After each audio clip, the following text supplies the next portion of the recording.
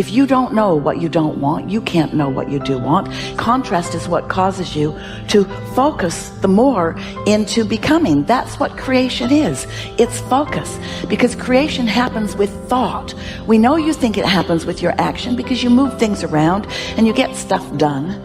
But the creation, the true creation, is happening through your thought in conjunction with your source energy. You cannot change conditions or circumstance. You don't have to let them control you. We can't control what's going on outside, but we can control what's going on inside. As you think, so shall you be. 7 little words that I think are perhaps the most important things that we can learn and master in our lives. This old proverb notion that I become what I think about all day long. And once you know that what you think about is what expands, you start getting real careful about what you think about. You don't allow your thoughts to be on anything that you don't want or that you wouldn't want to have manifest or show up for you in your life. So whatever you wish to do, you must bring yourself to a moment of joy and clarity within yourself. At that moment, what you decide, even if you die, you must go by that. Whenever your emotions go up and down, your mind says many things. That's not important. In the moment of clarity, when I'm saying joy, because when you're happy, you're not compulsive.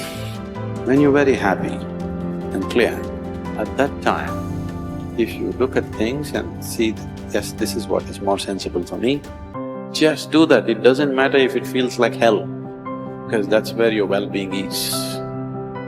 When you're in different states of compulsiveness, if you make decisions as to which way to turn, you will be endlessly lost. That the way that we speak actually influences the way that we think. But perhaps even more importantly, number 2, he said the way that we speak influences what we think. That our thoughts, what we are capable of thinking, are actually linked to the way our neurons are being wired. I got better day by day and week by week and month by month, and I'm asking you to do the same thing until you can develop a long arm and a long reach, until you can develop influence that won't quit. Touch people next year you couldn't touch this year. Touch people now you couldn't touch before. Conduct a meeting now you couldn't conduct before.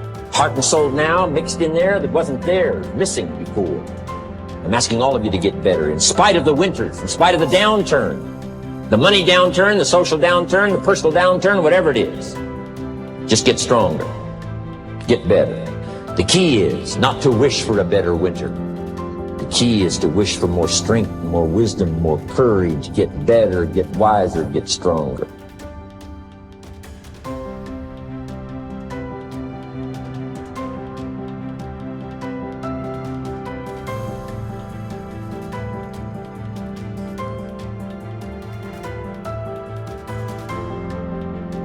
We're optimizing the conversation between the heart and the brain, between your heart and your brain. 3 steps. The first step is to simply shift your awareness from your mind into your heart. And what I've found is in the Western traditions, for many people, that's easier said than done. I'll ask people, are you in your heart? And they'll say, yep, I'm in my heart.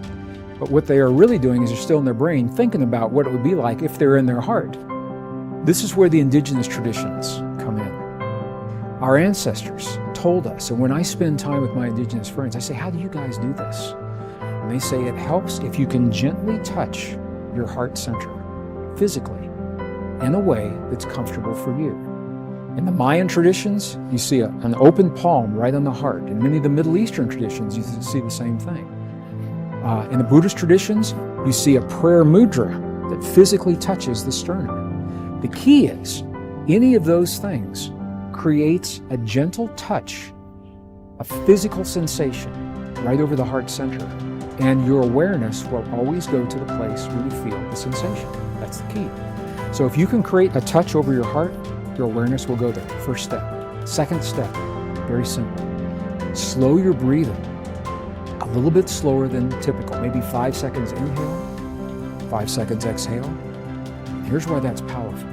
Because the only time you would ever slow your breathing and and breathe in that way is when you feel safe.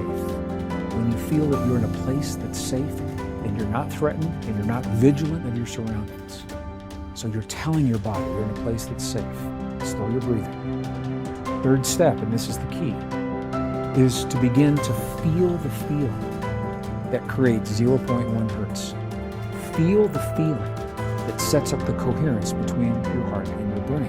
How do you do that? I gave it away earlier. I've already mentioned it. Scientists have found at the Institute of Heart Math, their researchers have found that there are 4 key words that work almost 100% of the time for everyone. Appreciation for anything or anyone. Gratitude for anything or anyone. Care and compassion. If you can feel one or some combination of those feelings in your heart while you're breathing as if your breath is coming from your heart, touching your heart center, now you're setting up this communication between the heart and the brain. Now you are triggering those neurons to begin to reach out and find other neurons to strengthen this connection.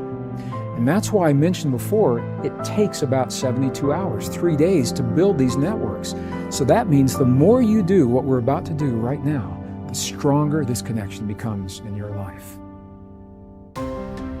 Why you think more people aren't happy, and what could one do to just begin the journey of loving, living, and mattering more and being happier? I think let's begin with most people don't know what happiness is or where they get it. So I'll tell you what happiness is. Like the human desire and striving is we want a sense of aliveness. So you need to do more things that make you alive, make you vibrant, authentic, expressive, make you sense. For some people, it's adventure. They go mountain biking. It's like, wow, that just brought me back to life. You know, some people it's hanging out with great friends. Some people it's doing their passion. Some people it's, just honestly feeling and sensing the moment and meditating. Another thing that everyone wants is connection. Most people today lack the depth of happiness because most people lack a connection with other people. They are surface level relationships. You can't be really happy long-term with surface level relationships. So you got to find out, how do I connect more deeply? And it can be simple things like you talked about. You know, with the kids, maybe less than the texting, call them. Have that moment of connection. It's nothing crazy. That's what you're striving for. You want happiness with your kids, you're going to call them. You're going to connect with them. So think about connection relationships, a level of depth. Then we want meaningful pursuits. When I go after that, I love that pursuit. And notice it doesn't say meaning. A lot of people just say meaning. I said, no, it's meaningful pursuits. Because a lot of people we know who are really successful, they've already had a meaningful life. They're miserable because they're not pursuing anything anymore. You got that. You got to have that pursuit, man. Yeah. You got to find a pursuit. It has meaning to you. It brings you back to life. That's happiness. And then the middle of the triangle is the capital G, growth. If you don't have aliveness, you don't have connection, you don't have meaningful pursuits, and you don't have growth, you're miserable. We can bank on it. We can guarantee it. The research will reveal it every single time. But if we can get you a little bit more alive, a little bit more connected, a little bit more meaningful pursuits, and a little bit more growth, those like little bit in each of those, it's like a thunderous shift in your life. You're just like, whoa, little bits in those. But there's an access point. Why aren't most people happy? Let's say they did all those things. Still not happy? And they're just not here. Presence is the gateway to happiness. If I can't get you present, to feel it, to sense it, can't change. What most people want in real, like what they really want, all the people I work with, maybe the people you work with, what they really want, they'll never say it, and almost of them never know it. What almost every human being wants is they want to feel the day more.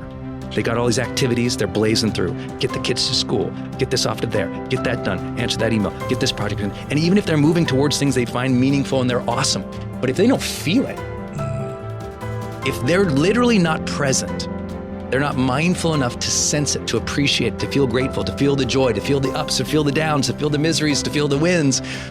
If you aren't feeling the day, you're just blazing through as an automaton. You're just blazing through the days, on autopilot. You're just like overwhelmed, stressed, going through it, but you don't feel the day.